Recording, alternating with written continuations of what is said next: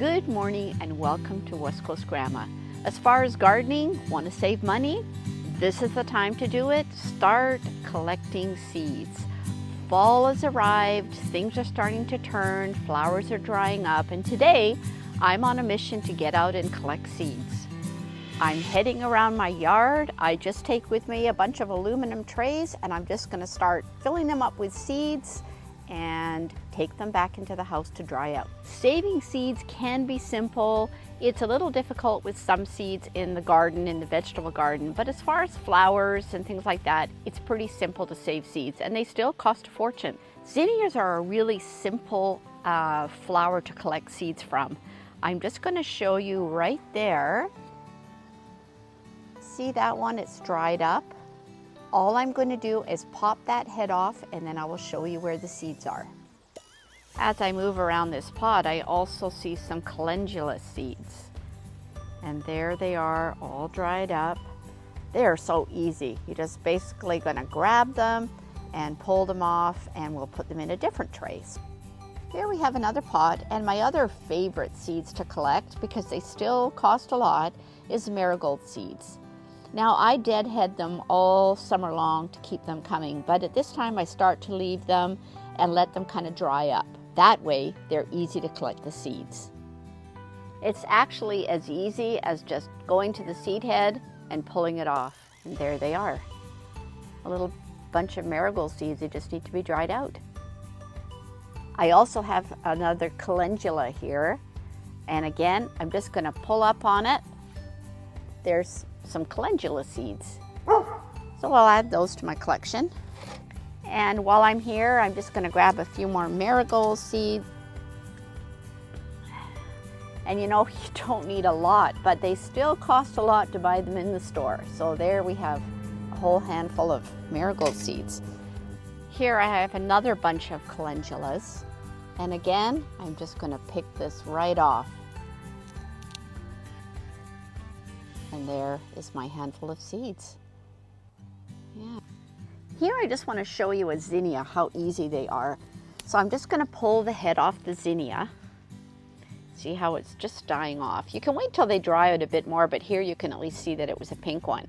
And each of these petals has that seed on the end. You see the seed right on the end there?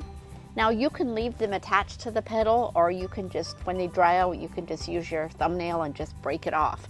But either way, there it is, just simple.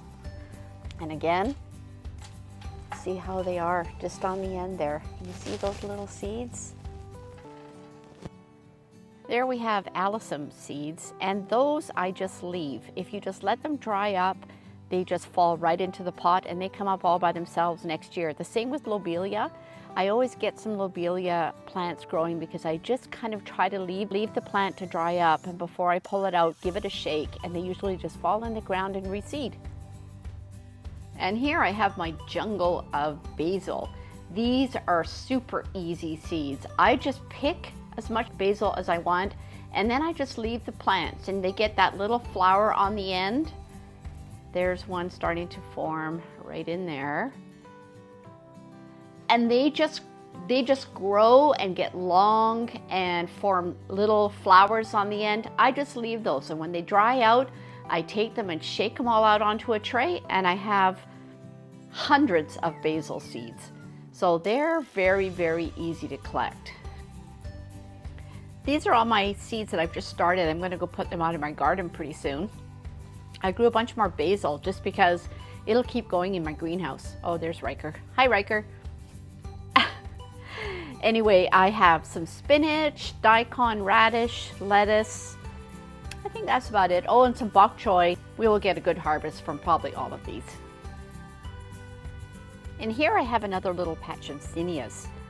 I love zinnias because they're all different colors, and I don't worry about keeping them separate. I just throw them all around in my garden, and then they just grow with a variety of colors. That's just the way I like it.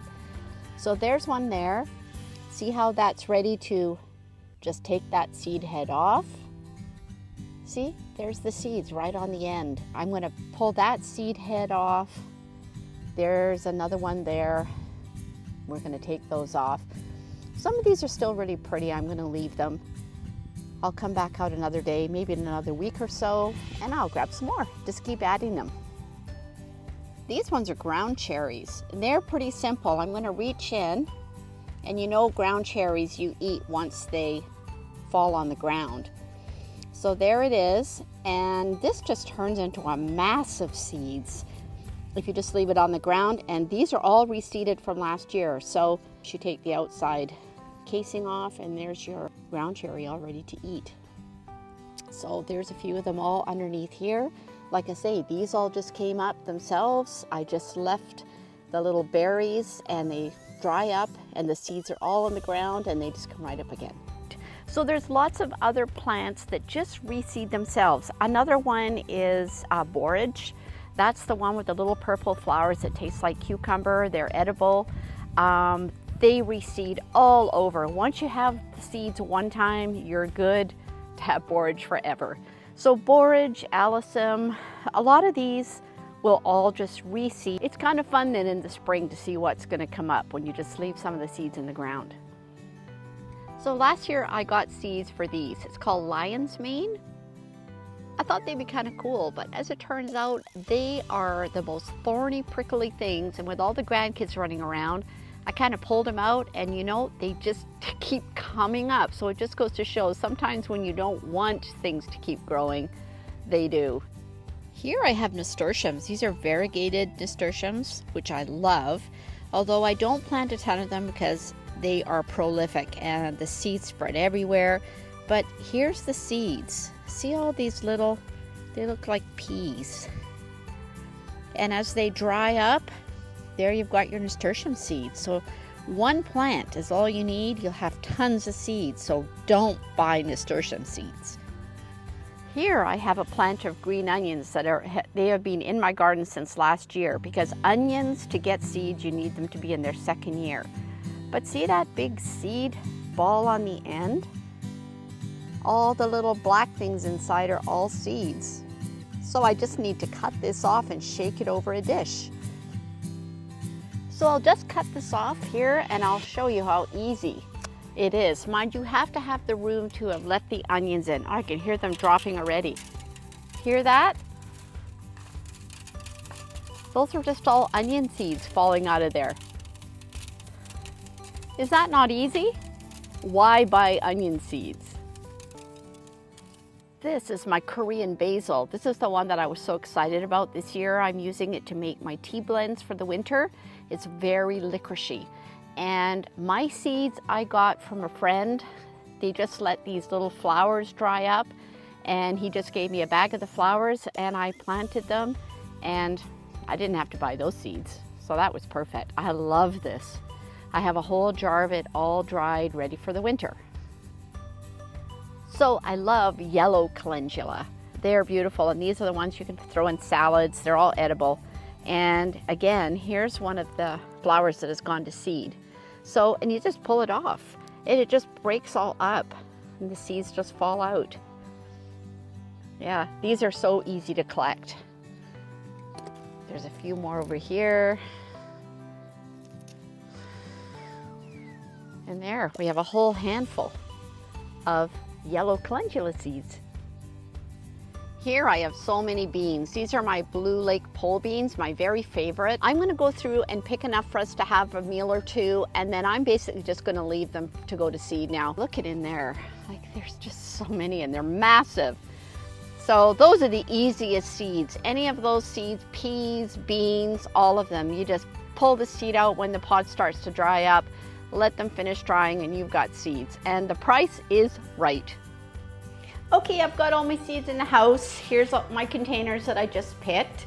So all I do is basically leave them in here, put them in my laundry room on the counter, and just let everything dry out. One key thing though, make sure you make a label and put it in there, because you will forget. So I will just say marigolds.